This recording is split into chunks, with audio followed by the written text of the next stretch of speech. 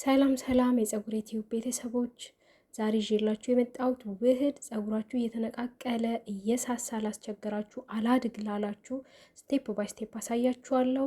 ቪዲዮ ከመጀመሩ በፊት ሰብስክራይብ፣ ላይክ፣ ኮሜንት እያደረጋችሁ አስተያየታችሁን ፈልጋለሁ እና እንደዚህ በዚህ መልኩ ጀምሬያለሁ። ታይም ለ3 ጊዜ ብቻ የሚበቃኝን ያህል ስለሆነ ትንሽ ትንሽ ነው የተጠቀምኩት። ሁለተኛ ክዛማ፣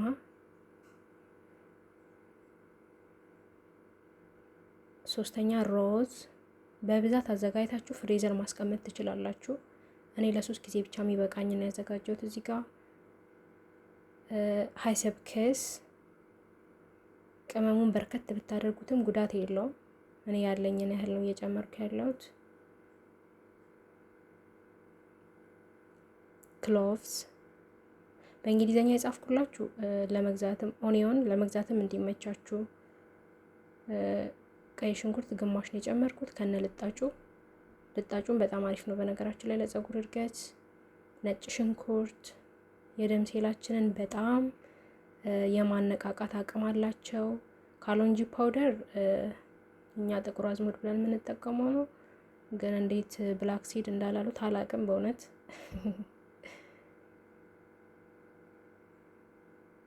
ጥቁር አዝሙድም ለፀጉር እድገት በጣም አሪፍ ነው። ሮዝመሪ በርከት ብታረጉትም መጠኑ በነገራችን ላይ ችግር የለውም። እኔ አንዳንድ ማንኪያ ሁለት ማንኪያ የተጠቀምኩት እና በዚህ መልኩ የሚበቃኝን ያህል ውሃ ጨመርኩኝ። ለ20 ደቂቃ ያክል ተንተከተከ። ከዛ ሲቀዘቅዝ በነገራችን ላይ ውሃው ይተርፋል፣ በጣም ብዙ ነው እና ውሃውን አልደፋውም። በጠርሙስ ነገር በፕላስቲክ ሳይሆን በጠርሙስ ነገር አስቀምጬ ፍሪጅ አስቀምጠዋለሁ። ድጋሚ በሌላኛው ቀን መጠቀም ስፈልግ አውጥቼ መጠቀም እችላለሁ ማለት ነው። ዋናው ነገር እዚህ ጋር የምታዩት ቀሲል ነው። ቀሲል ለሚሳሳ ፀጉር፣ ለሚነቃቀል ለፀጉር እድገት ጎግል ማድረግም ትችላላችሁ እና የሚገርመው በእኔ ምክር ማለት ነው የማዳሜ ፀጉሩላ ከሞተበት ነው ያለመለምኩላት ማለት ይቻላል።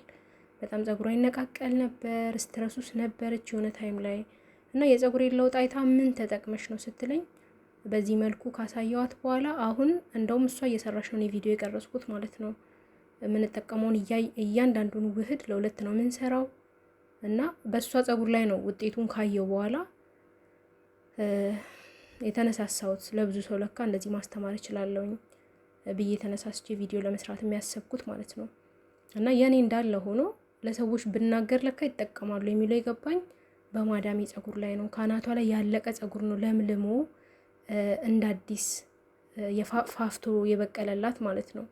እና በዋነኛነት ለሚሳሳና ለሚነቃቀል ይጠቅማል ብዬ ልነግራችሁ የምችለው ቀሲል ነው። በዚህ መልኩ አዘገጃጀቱን አንዴ ቅመሞቹን ኦርደር ታደርጋላችሁ።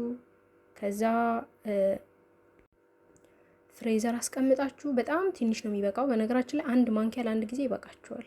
ፍሬዘር አስቀምጣችሁ መቀባት በፈለጋችሁ ታይም አውጥታችሁ ለ2 ሰዓት ታስቀምጡታላችሁ። ሲቀልጥ ይሄ አናታችሁን ስቀባ አሳያችኋለሁ። እዚህ ጋር አናታችሁን ቆዳችሁን ብቻ ነው የምትቀቡት። በነገራችን ላይ ጉዳት የለውም ሙሉን ብትቀቡት፣ ነገር ግን ጫፉን በጣም ስለሚያደርቀው ፀጉራችሁ ሊሰባበር ይችላል። እዚህ ጋር ማዳሜ እንድትቀባኝ ያደረኩት ለእናንተ አቀባቡን በስነ ስርዓት ማሳየት ስለፈለኩ ነው እንጂ ሌላ ጊዜ ራሴ ሆነኝ የምቀባው። እዚህ ጋር ግን ቪዲዮ መቅረጽ ስለፈለኩኝ ቀብኝ ብዬ በማስገደድ እና የቀባችኝ እሷ ነች። ፀጉሬ እንኳን እንዲነካ አይደለም፣ በጣም እየተጠነቀቀች ነው እየቀባችኝ ያለችው አይታችሁ ከሆነ እና ቆዳው ለቆዳው ነው የሚጠቅመው። ጫፉ ላይ ይሄ በደረቀ ታይም ፀጉራችን አቅም የለውም፣ ሰባብሮ ይዞት ሊወጣ ይችላል እና ከቻላችሁ ጫፉን አታስነኩት። ብታስነኩትም ካልደረቀ ጉዳት የለውም። እና እኔ ከተቀባው በኋላ ለ2 ሰዓት ቢበዛ ለ2 ሰዓት ነው ማቆየው፣ ግን ብዙ ጊዜ ስለምጠቀመው 1 ሰዓት ለኔ በቂ ነው። 2 ሰዓት አቆዩት፣ ታጠቡት። ከዛ የምጠቀማቸውን ቅባቶችም ወደፊት ብዙ ቪዲዮ ሰራለሁኝ አሳያችኋለሁ። እኔ በእርጥቡ ነው ፀጉሬን ቅባት መቀባው፣ ወዲያው በእርጥቡ ቀባዋለሁ። ከዛ ጎንጉኜው አድራለሁ። በሶስተኛው ቀን ፈትቼ ድጋሚ ፀጉሬን ማሳጅ አደርገዋለሁ። ማሳጅ በጣም ወሳኝ ነው በነገራችን ላይ ለፀጉራችን እድገት፣ የደም ዝውውራችንን ለመጨመር በጣም ወሳኝ ነገር ነው። ፀጉራችሁን ማሳጅ አድርጉ። አትሊስት ለ3 ደቂቃ በየ2 ቀኑ። ኦልሬዲ ፀጉራችሁን በፍት የምታስቀምጡት ከሆነ ኦር ደግሞ በወፋፍራሙ የምትሰሩት ከሆነ ማሳጅ አድርጋችሁ ወደ ጎንጉናችሁ ማስቀመጥ። እንደዚህ ደጅ ላይ ወታችሁ ስራ ማሰሩ ከሆናችሁ ብዙ ስታይል የማትጠቀሙ ከሆናችሁ ለእናንተ ወሳኝ ነው ማሳጅ። ዴሊ ቢቻል ለ3 ደቂቃ፣ በየቀኑ ባይቻል በየ3 ቀኑ። እዚህ ጋር ማዳሜ ጨፍርጋ ይዛ ፊቴን እንዳጨማድድ እያደረገችኝ ስለሆነ ነውና እና ግን ቪው ብቻ እንዳላይ ሰብስክራይብ፣ ላይክ፣ ኮሜንት አስተያየታችሁን እፈልጋለሁ። እንዳስተካክል የምትፈልጉትን ነገር ንገሩኝ። ውጤት ሳላይ አልፋታችሁም። የሁሉም ሰው ፀጉር ዞማ እንዲሆን ነው ፍላጎቴ። ከተከታተላችሁት ከተንከባከባችሁት የማያድግ የፀጉር ታይፕ የለም። 100% እርግጠኛ ሆኜ የምነግራችሁ የማያድግ የፀጉር አይነት የለም በተፈጥሮ። ይህን የ6 ወር ቻሌንጅ ስንጀምር ዛሬ ይሄን ውህድ ለቅቄላችኋለሁ። ከሳምንት በኋላ ኦር ከቀናት በኋላ ሌላኛውን ውህድ ለቅላችኋለሁ። ቅባቶች፣ ማበጠሪያዎች በጣም ወሳኝ ናቸው፣ እኛ እንደ ቀልድ የምናያቸው። እነሱንም ለማካተት እሞክራለሁ። ውሃ ጠጡ። በማትጾሙ ሰዓት ከቻላችሁ ጠዋት እንደተነሳችሁ ውሃ በጣም መጠጣት አለባችሁ። ውሃ የደም ዝውውራችንን ይጨምራል። ብቻ ጥቅሙን እናንተ ታውቁታላችሁ። የፀጉር እድገታችንም ከውሃ ጋር ስለሚገናኝ ነው። እና እዚህ ጋር በመጨረሻም ጨርሼ በጣም ስታሳመኝ ስለነበረ ፀጉሬን መንካቱ ላይ እየፈራው ነው እየነካሁት ያለሁት።